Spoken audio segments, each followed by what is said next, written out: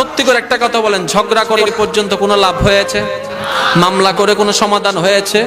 না, কখন এটা করবেন না। জাগার মালিক আপনিও নন, আপনিও নন, আপনিও নন, আপনিও নন, আমরা সবাই ভাড়াটিয়া। মালিক হচ্ছেন কে? তা আল্লাহ না মালিক? আপনি কেমন মালিক? আপনি মালিক হলে কবরের মধ্যে আপনার জন্য জায়গা যাচ্ছে না কেন? এমন অনেক মালিক আছে জায়গার মালিক নিজের জায়গায় কবর পায় নাই। আমি একটা বাস্তব কথা বলি, এই জায়গার একটা মালিক আছে না নাই? আছে না? উনি মারা গেলে ওনাকে এখানে কবর দিবে? কেন দিবে না? উনি তো জায়গার মালিক।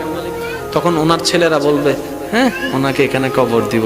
ওনাকে একটা কবর দিলে এখানে আশেপাশে তো ঘর আমরা থাকতে পারবো না, বিল্ডিং সবগুলা নষ্ট হয়ে যাবে, জায়গা নষ্ট হয়ে যাবে, ওইখানে দাও, ওইখানে দাও। তুমি বলে যে আমি কিনলাম, আমাকে এখানে দাও। ক বাবা তুমি আমার জন্য কিনছো, যে তোমার জন্য কিনো নাই, যাও যাও যাও যাও যাও। এটার নাম দুনিয়া, এটার নাম দুনিয়া।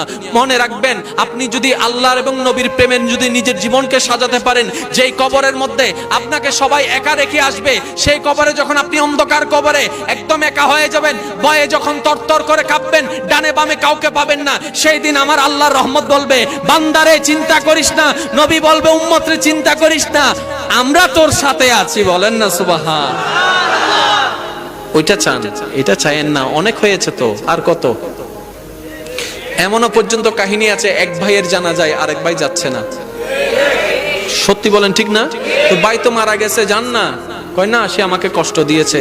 ভাই শুনুন, আপনি কাউকে কষ্ট দিচ্ছেন শুধু এতটুকু নয়, আপনি জানাজার মানুষ হারাই ফেলতেছেন। আল্লাহর ওয়াস্তে আজকে থেকে শুধু পারবেন এই জিনিসটা? নবী বলছেন কি সেটা দেখেন, মান সাকাতা নাজাতা, যে চুপ রইল সে নাজাত পেল। বলেন না সুবহান? আর একটু জোরে বলেন না সুবহানাল্লাহ। যে অপরাধীকে মাফ করে দেয়, আল্লাহ তাকে মাফ করে দেয়। একটা হাদিস শরীফ মনে পড়ছে, বলবো? বলবো? পিছনের ভাইরা বলেন, বলবো? নবী রাহমাতুল লিল আলামিন হাদিসে ঘোষণা দিচ্ছেন, হাসরের ময়দান হয়ে যাবে, আল্লাহ পাক বিচার কাজ শুরু করবেন। ওইখানে একটা বান্দা আল্লাহর বিচারে যাবে, যাবার সাথে সাথে আল্লাহ পাক কি করবেন, ওই মানুষটা যেখানে দাঁড়াবে তার চতুর্পাশে রহমতের একটা চাদর তুলে দিবেন। চাদর যখন তুলে দিবে, বাহিরের কেউ তাকে আর দেখবে না, ভিতরে কি হচ্ছে সেটা আর কেউ দেখবে না। এবার সেই চাদরের ভিতরে আল্লাহ পাক তাকে ফেরেশতার মাধ্যমে জিজ্ঞেস করবে, অমুক দিন এতটা বাজে এত তারিখে এইবারে অমুক জায়গায় বান্দা তুমি এই কাজটা করেছো? বান্দা বলবে যে আল্লাহ করেছি, আমি করেছি। এই কাজটা করেছো? আল্লাহ করেছি। এই ভুলটা করেছো? আল্লাহ করেছি। এই দোষটা করেছো? করেছি।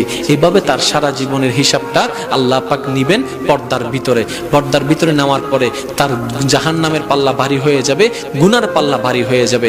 তখন ফেরেশতারা তাকে টেনে টেনে জাহান্নামের দিকে নিয়ে যেতে চাইবে। আল্লাহ পাক বলবে যে দাঁড়াও, আমি এখনো তো জাহান্নাম তাকে দিই নাই, এখনো তো জাহান্নাম দিই নাই, এখনো তো জাহান্নাম দিই নাই। ও ফেরেশতারা, আমার বান্দাকে জান্নাতের দিকে নিয়ে যাও। আল্লাহ তার গুনার পাল্লা ভারী হয়েছে, জাহান্নামে না যাবে, জান্নাতে কেন যাচ্ছে? আরেকটি কথা, মওলা এই সবার বিচার করলা তুমি এরকম প্রকাশ্যে, তার বিচারটা কেন তুমি এরকম পর্দার আড়ালে করলা? সেই দিন রহমান উত্তর দিবে, আমার এই বান্দা কোন বান্দা জানো, যে দুনিয়াতে তার বন্ধুর অনেক গোপন খবর জানতো, ভাইয়ের অনেক গোপন খবর জানতো, বান্ধবীর অনেক গোপন খবর জানতো, বউয়ের অনেক গোপন খবর জানতো, মা বাবার অনেক গোপন খবর জানতো, চাচা জ্যাঠার মামার অনেক গোপন খবর জানতো, আমার বান্দাদের অনেক গোপন খবর জানতো, কিন্তু সে গোপন খবর সে প্রকাশ করে দেয় নাই, কাউকে বেইজ্জত করে নাই, অপমানিত করে নাই। সে আমার বান্দার ইজ্জত রক্ষা করেছে। আজকে আমি আল্লাহ তাকে পর্দার ভিতর বিচার করে তার ইজ্জতকে রক্ষা করে দিলাম। সুবহানাল্লাহ। তো আল্লাহ তুমি মাফ করে দিলা কেন? আমার বান্দা এটা সেই বান্দা যে সামর্থ্য থাকার পরও গালি দেয় নাই, আঘাত করে নাই, আহত করে নাই, প্রতিশোধ নেয় নাই। সে সর্বদা আমি আল্লাহকে খুশি করার জন্য অন্যকে মাফ করে দিয়েছে, আমি আল্লাহ আজকে তাকে মাফ করে দিয়েছি। বলেন সুবহানাল্লাহ।